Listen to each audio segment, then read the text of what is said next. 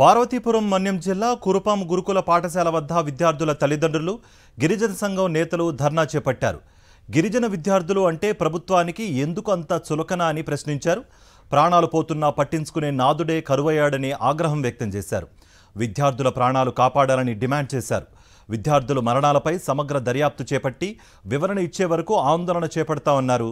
మరోవైపు కురుపాం గురుకుల పాఠశాలలో విద్యార్థుల మరణాలపై దర్యాప్తునకు వచ్చిన జిల్లా వైద్య శాఖ అధికారి భాస్కర్ రావును పాఠశాలలోనికి వెళ్లనీయకుండా విద్యార్థుల తల్లిదండ్రులు అడ్డుకున్నారు.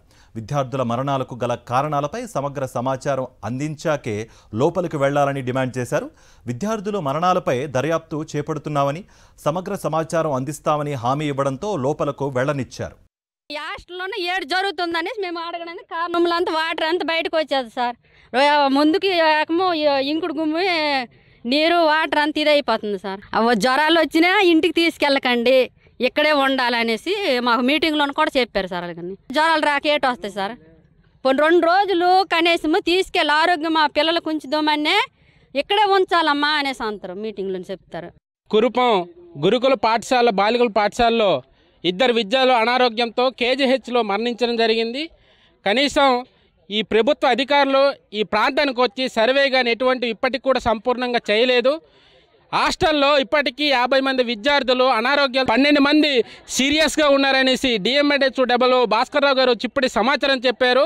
ఇప్పటికీ విద్యార్థులు 2 మరణించినా సరే కనీసం ఇక్కడున్న మంత్రి గారు మొదటి సంతకం పెట్టారు, వైద్యం కోసం మేము పాటు పెడతామని. ఇంతవరకు ఏం చేశారని ఈ సందర్భంగా అడుగుతూ ఉన్నాం.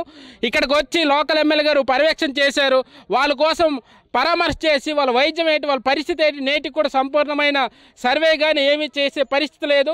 10 రోజుల నుండి విద్యార్థులు అనారోగ్య పాలవుతుంటే అధికారులు ఇప్పటికి కూడా సంపూర్ణమైన డేటా తీసుకోవడానికి కారణం ఏంటి? ఆదివాసులు విద్యార్థులు అంటే చులకన ఈ ప్రభుత్వానికి అడుగుతూ ఉన్నాం.